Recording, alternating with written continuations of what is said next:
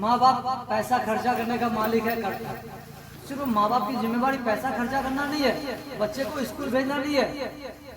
बच्चे की जो क्या है उसकी खोजबीन करना जरूरी है। हमारे बच्चे स्कूल गए, वहां से आए, आने के बाद उसके पास शाम में बैठा कीजिए, उसको पूछिए बेटा आज आपके स्कूल में क्या पढ़ाया, सर ने क्या पढ़ाया, आपको कौन सा आपको होमवर्क मिला है। नहीं, माँ बाप को तो टाइम ही नहीं है ना। माँ बाप इतने बिजी हैं कि बच्चे के लिए उसके पास समय ही नहीं है। तो बच्चे कहाँ से आगे बढ़ेंगे। वो तो जानता है कि घर में हमको कोई रोकने वाला नहीं है, घर में कोई हमको टोकने वाला नहीं है। हमारे अम्मी भी अपने घर के कामों में बिजी रहती है, हमारे अब्बू भी घर के अपने कामों में व्यस्त रहते हैं। तो हमको कौन डांटेगा, कौन बोलेगा। घर में अभी सबके घर में एक कौन सा मोबाइल है, एंड्रॉइड मोबाइल है। कौन सा मोबाइल है जिसमें हम फिल्म देख सकते हैं, तो वीडियो वगैरह देख सकते हैं। और जो है ना घर में जो मोबाइल रखी हुई रहती है, उस मोबाइल को वो उठाते हैं और बस देखना शुरू कर देते हैं। कभी मोबाइल में क्या देखते हैं, फिल्म देखते हैं, कभी वो शॉर्ट वीडियो देखते हैं, तो कभी कार्टून देखते हैं, बिजी रहते हैं। कोई उसको बोलने वाला टोकने वाला नहीं है ना। अगर माँ अगर करते हुए आ गई तो बोले बाबू पढ़वानी में पढ़ाओ, इस कान से सुना, इस कान से गायब, और दोबारा उसकी माँ भी टच नहीं की, पढ़ने बैठो या कुछ, और बच्चा भी पढ़ने नहीं बैठा। तो इस तरह से बच्चे कभी सक्सेस नहीं हो सकता है, बच्चे कभी आगे बढ़ ही नहीं सकता है। आप बैठ नहीं सकते हैं तो कम से कम आपको क्या करनी चाहिए, ताकीद करो बच्चे को, है ना। अरे तुम अभी तक किताब लेकर पढ़ने नहीं बैठे हो, क्या तुम्हारे टीचर ने कोई होमवर्क नहीं दिया। बैठने कहते हैं, चलो कॉपी निकालो, किताब निकालो, पढ़ने बैठो, ठीक है। ऐसा आप अगर बोलोगे तब क्या होगा कि बच्चे के अंदर डर पैदा होगा। या बहुत सारे गार्जियन ऐसे भी होते हैं कि ये टीचर का डर दिखाते हैं। भाई टीचर का डर मत दिखाइए, आप अपना डर दिखाइए। हाँ चलो कोई बात नहीं, अगर आपको लग रहा है कि टीचर का नाम लेने से बच्चा डरता है, बच्चा पढ़ने बैठता है, तो वही ठीक है, टीचर का ही नाम लेकर के पढ़ना बैठाओ, अगर बैठाओ। हाँ तो क्या करते हैं, टीचर को बोलते हैं आप खुद कड़क होइए, स्ट्रिक्ट होइए, बच्चे पर थोड़ा सा जम के बरसिए। तुम लोग किताब लेके पढ़ने बैठे या छड़ी लेके आओ, एक कड़ा आवाज में बच्चों को बोलोगे तो बच्चे का अंदर से कांपने लगेगा कि बाप रे आज हमारा अब्बा गुस्सा में है, आज हमारा अब्बा गुस्सा में। हो सकता है कि आज हमारा कुटाई ना हो जाए, दौड़ करके जाएगा, बस्ता निकालेगा, किताब लेगा, पढ़ने बैठेगा। बात समझ में आ रही ना। तो आप टीचर माँ बाप को होना चाहिए, शक्ति पेश करनी चाहिए। मारना जरूरी नहीं है, मारना जरूरी नहीं है, डांटना जरूरी नहीं है, सिर्फ सख्त होना जरूरी है कि आप थोड़ा स्ट्रिक्ट हो जाइए। हाँ ताकीद कीजिए बच्चे को कि हमारा बच्चा पढ़ रहा है कि नहीं पढ़ रहा है। और आजकल सिर्फ हम अपने बच्चों से मोहब्बत कर रहे हैं, मोहब्बत कर रहे हैं, बच्चों से सिर्फ मोहब्बत करने जानते हैं। तो ऐसे में बच्चे हमारा बिगड़ जाएगा। मोहब्बत के साथ नफरत भी जरूरी है। नफरत का मतलब थोड़ा डांट फटकार, थोड़ा मार। देखो हदीस में फरमाया है कि क्या फरमाया हदीस में कि माँ बाप का जो डांट है, माँ बाप का जो मार है, वो बच्चों के लिए विटामिन है, बच्चों के लिए विटामिन है। जिस तरह से हम बीमार पड़ते हैं तो हमें डॉक्टर कमजोरी को दूर करने के लिए विटामिन देते हैं कि नहीं। ठीक उसी प्रकार जब आप पढ़ाई से आप दूर भागेंगे, आपका दिल नहीं लगेगा, तो आपके माँ बाप क्या करेंगे, एक छड़ी के सहारे से आपको डांट करके पढ़ाने के लिए जब बैठाएंगे तो आप पढ़ने बैठ जाओगे। और 2-4 कलम जब आप पढ़ोगे तो आपके अंदर क्या आएगी, थोड़ा सा ऊर्जा आएगा, थोड़ी शक्ति आएगी। ये किसकी वजह से हुआ, माँ बाप की वजह से हुआ। तो माँ बाप का छड़ी, माँ बाप का मार, माँ बाप का डांट आपके लिए क्या है, विटामिन है। इसलिए माँ बाप को चाहिए कि अपने बच्चों को डांटते रहे, धमकाते रहे, है ना। मैंने आपको एक कहानी सुनाया था बचपन में, मतलब बचपन में क्या मतलब पहले आपको एक कहानी सुनाया था। एक बेवा औरत थी, उसका एक बेटा था कि नहीं था।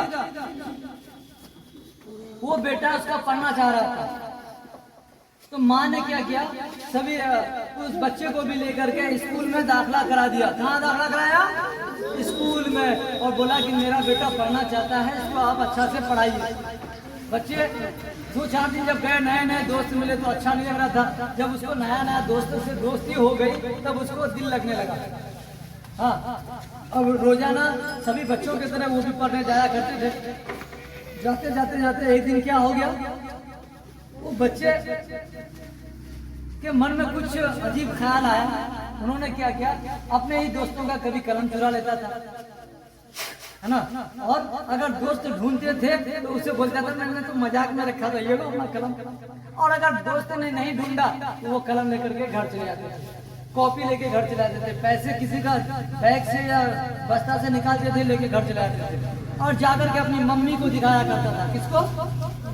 हाँ, और मम्मी उसको डांटने के बजाय खुश होती थी, वाह वाह वाह बहुत अच्छा बेटा बेटा। ठीक है, इस तरह से चलते चलते चलते एक दिन क्या हुआ कि उसकी पढ़ाई से ध्यान हटी और चोरी की तरफ उसका ध्यान बढ़ा। पढ़ाई से ध्यान हटना शुरू हुआ और चोरी की तरफ उसका ध्यान बढ़ने लगा। क्यों बढ़ने लगा? क्योंकि उसको डांटने वाला नहीं मिला। माँ उसकी गलतियों, छोटे छोटे गलतियों पर डांटने के बजाय उन्होंने क्या किया, उसको छूट दिया, हंस करके बात को टाल दी। वही बच्चा क्या किया, पढ़ाई छोड़ करके एक दिन बड़ा चोर बन गया। और अब वो स्कूल में पढ़ाई नहीं कर रहा, अब वो क्या कर रहा है, लोगों के घरों में जाके चोरी करने लगा। तो जानते हैं हम लोग 10 दिन हम चोरी करेंगे तो एक दिन पकड़े जाएंगे। उसी तरह से एक दिन वो बच्चा चोरी करते करते पकड़ा गया। बड़े घर में हाथ मारने के लिए गया था, पकड़ा गया तो पूरे गांव वाले ने खूब जम करके उसका कुटाई कर दिया, बहुत जम करके मारा, मार करके बेहोश कर दिया उस बच्चे को। ठीक है, उसके बाद गांव वालों ने मिलकर के पुलिस को इत्तला दी, खबर किया, पुलिस आया। पुलिस आने के बाद उस बच्चे को हाँ अपने अंडर में लिया, अपने कस्टडी में लिया और लेकर के चला गया। कहाँ ले गया? थाना लेकर के जेल में भर्ती कर दिया। फिर एक कोर्ट, फिर उस बच्चे को जो है कोर्ट में पेश किया गया। कहाँ पेश किया गया? कोर्ट में। कोर्ट में जब पेश किया गया तो जितना भी गवाह था, जितना भी सबूत था उसके खिलाफ था, तो गवाह जज साहब ने उसको फैसला सुनाया कि इस मुजरिम को जो है फांसी की सजा दी जाए। किसकी सजा दी जाए? फांसी की सजा दी जाए। तो ये बात सुना, फांसी का समय आया, मुजरिम से पूछा जाता है कि क्या आपकी कोई आखिरी ख्वाहिश है? तो उस बच्चा ने कहा कि हाँ मेरी आखिरी ख्वाहिश है कि मैं अपनी माँ से मिलना चाहता हूँ। किससे मिलना चाहता हूँ? अपनी माँ से मिलना चाहता हूँ, है ना। उसकी माँ को बुलाया गया, उसकी माँ आई। आने के बाद है ना अपने बेटे को देखा, बेटे ने माँ को देखा, देख करके रोने लगा और माँ को बोला कि माँ आप मेरे करीब आओ।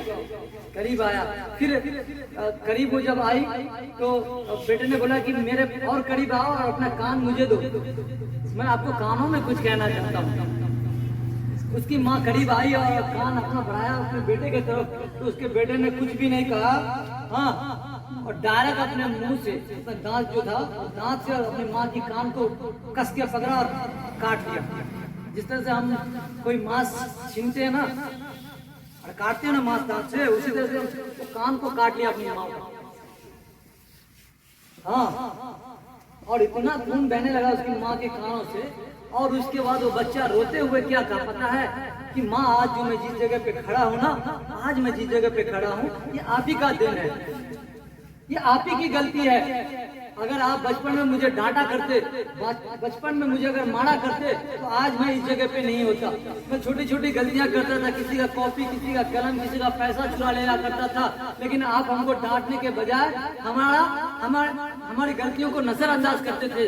आज उसी का परिणाम यह है कि आज मुझे फांसी होने जा रहा है ना। अपनी माँ को जिम्मेवार ठहराया। तो प्यारे बच्चों, है ना, इसलिए माँ बाप का वो कर्तव्य है कि अपने बच्चों को हर एक छोटी बड़ी गलतियों पर डांटा कीजिए। मारना जरूरी नहीं है, मारने से बच्चे सुधरते नहीं है, मारने से बच्चे बिगड़ जाते हैं। उसको अब जिस भाषा में समझा पाओ, प्यार की भाषा, है ना, अब जिस अंदाज में वो सही भाषा अपनाइए जिससे, है ना, आपका बच्चा सुधर जाए, आपका बच्चा बिगड़े नहीं। तो हमको इससे क्या सीख मिलता है कि हमें किसी की भी कॉपी, कलम, पैसे वगैरह नहीं चुराना चाहिए। बिना पूछे किसी का सामान को हाथ नहीं लगाना चाहिए। बात समझ आ रही ना? किसी भी बच्चे का किताब अगर लेंगे तो उसको हम एक बार पूछ लेंगे। क्या पूछ लेंगे कि मैं आपका एक किताब ले सकता हूँ कुछ देर के लिए, आपका कलम ले सकता हूँ कुछ देर के लिए, है ना। अगर आप पूछ करके लेंगे तो है ना आपकी इज्जत उस बच्चे के नजर में बढ़ जाएगा और आपका काम भी हो जाएगा। और बिना पूछे आप अगर ले लेते हैं तो आपको मन ही मन वो चोर समझेगा। क्या समझेगा?